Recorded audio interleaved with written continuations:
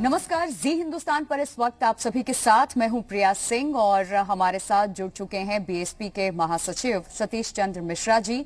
बहुत बहुत स्वागत है सर आपका जी हिंदुस्तान पर। धन्यवाद।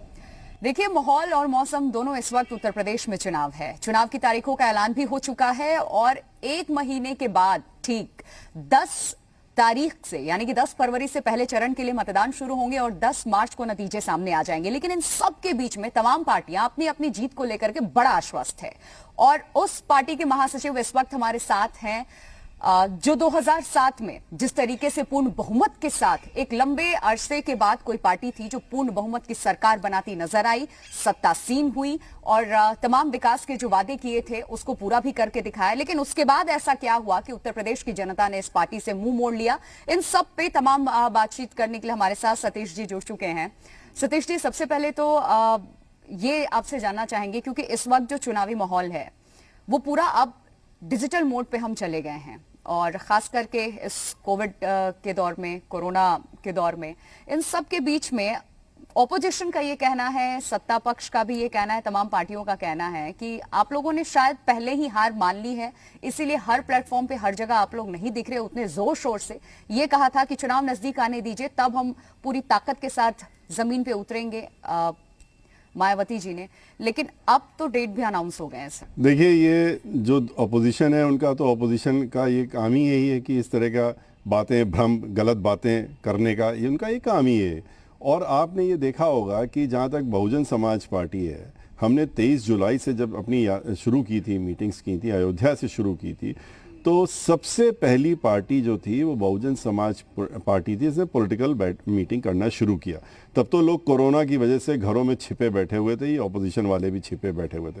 उसके काफ़ी दिनों बाद जब हम पूरे हर जिले में घूम के आ गए, 75 जिलों में जा कर के हमने प्रबुद्ध सम्मेलन किए, जहाँ पर कि हज़ारों की संख्या में लोग इकट्ठा हुए। हर वर्ग क्या है, ब्राह्मण समाज के सबसे ज़्यादा इकट्ठा हुए। और उसके बाद जब इनको अपनी ज़मीन खिसकती हुई नज़र आने लगी तब ये मैदान में निकले और इन्होंने कहा हम भी प्रबुद्ध सम्मेलन करेंगे। कितने दिन प्रबुद्ध सम्मेलन कर पाइए?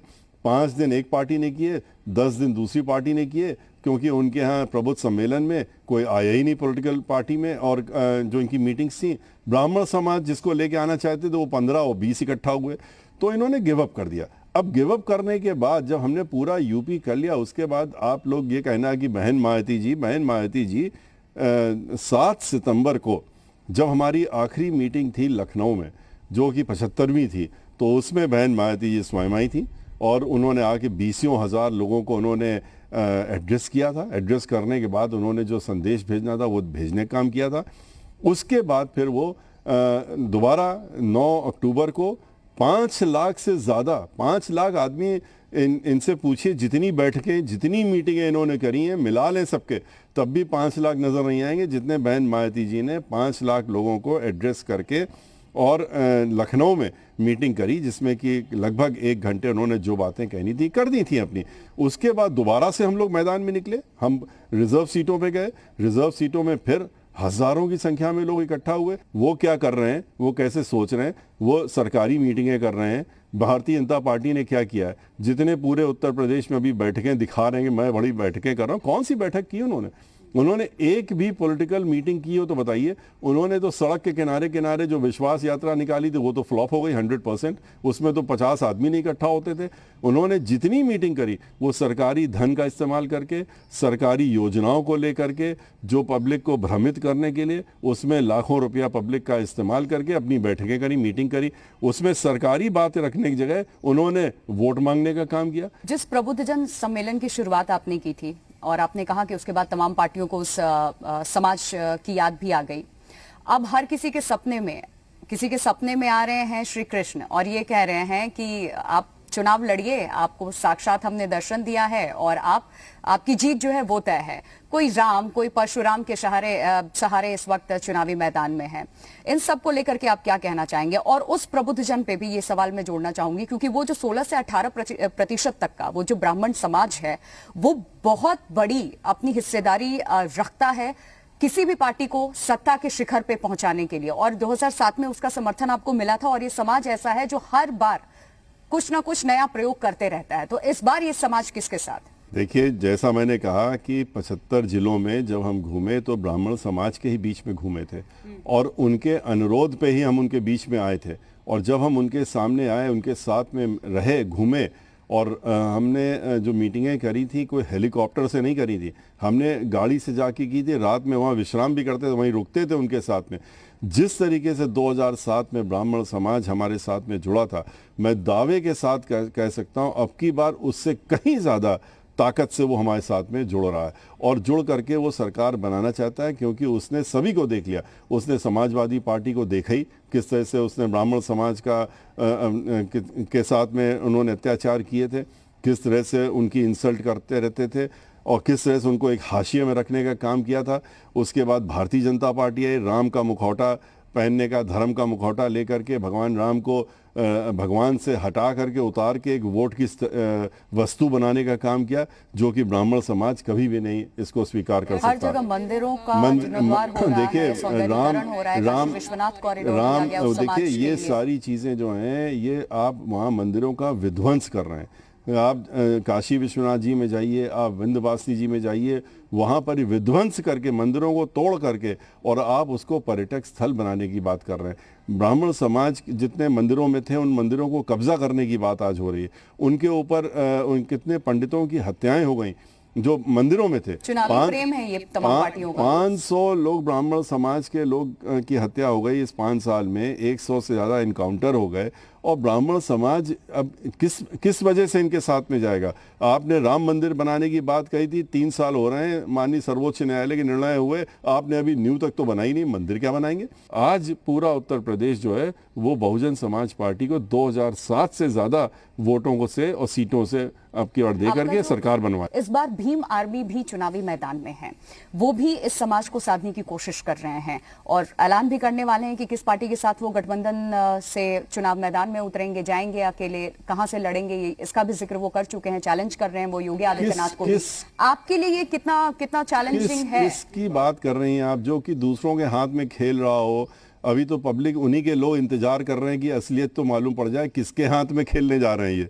और आपने देखा नहीं, शायद आपने ध्यान नहीं दिया होगा, पिछले 6 महीने में जिस आर्मी की बात कर रहे हैं, जिस भीम आर्मी की बात कर रहे हैं, उसके प्रदेश अध्यक्ष से लेते हुए और पूरे हर जिले के जितने भी लोग हैं, सैकड़ों की संख्या में पदाधिकारियों ने सबने छोड़ करके और उनका असली चेहरा पहचानते हुए उन्होंने बहुजन समाज पार्टी का दामन थामा है। बहुजन समाज पार्टी हमारी मीटिंगों में आकर के ज्वाइन किया।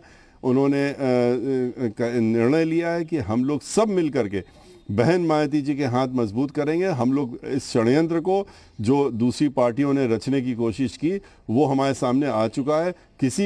हम किसी के उसमें बहकावे में आने वाले नहीं हैं और जितनी मजबूती से पहले जुड़े हुए थे आज उससे ज़्यादा जुड़ रहे हैं। वो ये भी देख रहे हैं कि बहन मायावती जी ने 50% नौजवानों को, महिलाओं को, लड़कियों को अपने हर स्तर में, पार्टी के ऊपर से नीचे तक के स्तर में और चुनाव के मैदान में भी 50% नौजवानों को उन्होंने उतारने का, यंगस्टर्स को उतारने का उन्होंने जो मन बनाया उसको अमली जामा भी पहना रही हैं और वो आपको सामने नज़र भी आ जाएगा और ये भी दिख जाएगा कि जितनी मजबूती से पहले ये लोग थे उससे कहीं ज़्यादा मजबूती से बहन मायावती जी के साथ खड़े हैं। बड़ा कॉन्फिडेंट नजर आ रहे हैं इस बार के विधानसभा चुनाव 200%। ठीक है, यूथ एक ऐसा चेहरा है जो तमाम पार्टियों के पास भी है और अखिलेश यादव भी एक तरफ, कांग्रेस भी एक तरफ इस चेहरे को लेकर के आगे बढ़ रही है। प्रियंका गांधी को उन्होंने आगे किया हुआ है, अखिलेश यादव ने खुद कुनबा संभाला है, योगी आदित्यनाथ है।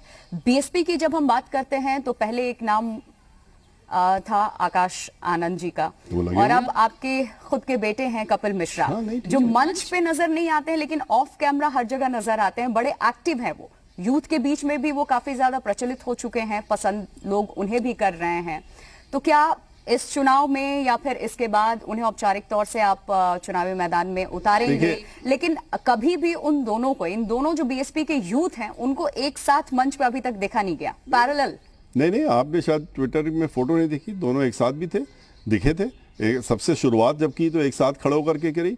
आकाश आनंद जी वो मोर्चा संभाले हुए हैं यूथ का, वो पंजाब भी गए, उत्तराखंड भी जा रहे हैं, दिल्ली में भी देख रहे हैं। यूपी में कपिल मिश्रा जी नहीं, कपिल मिश्रा यूपी में खाली मंच में भी दिखे और खाली यूथ नहीं, आप महिलाओं को देखिए, महिलाओं की सभाएं देखिए किस तरह से हो रही हैं उत्तर प्रदेश में बहुजन समाज पार्टी के तत्वाधान में। हमारी पत्नी कल्पना मिश्रा, वो खुद ही उन्होंने कितनी मीटिंगें कर डाली, अब तक 10 से ज़्यादा बैठकें तो उनकी हो गई, बड़ी बड़ी मीटिंगें हुई। क्योंकि अब चाहे यूथ हो, महिला हो, बुजुर्ग हो, जो भी लोग हैं, चाहे वो आम जन में, चाहे हिंदू हो, चाहे अल्पसंख्यक समाज के लोग हों, चाहे बेरोजगार लोग हों, चाहे किसान हो, चाहे मजदूर हो, चाहे जो बाहर चले गए हैं उत्तर प्रदेश छोड़ के मजबूरी में वो लोग हों, ये सारे लोग जान रहे हैं कि देख रहे हैं कि एक तरफ बहन मायावती जी ने 2007 से 12 में 17 वर्षों बाद पूर्ण बहुमत की सरकार आई थी, उन्होंने चलाने का काम किया था। उसके बाद अच्छी बात है कि 5 साल उनको भी देख लिया, 5 साल इनको भी देख लिया। अब उनको पता लग गया फर्क भी क्या है कि एक वो सरकार थी और एक ये दोनों की सरकार है। खाली रोको और ठोको की नीति से काम नहीं चलता है कि रोक दो और ठोक दो, तो वो उसका जवाब तो अब जनता देगी ना, बटन दबा करके ठोकने का। पूरे कॉन्फिडेंस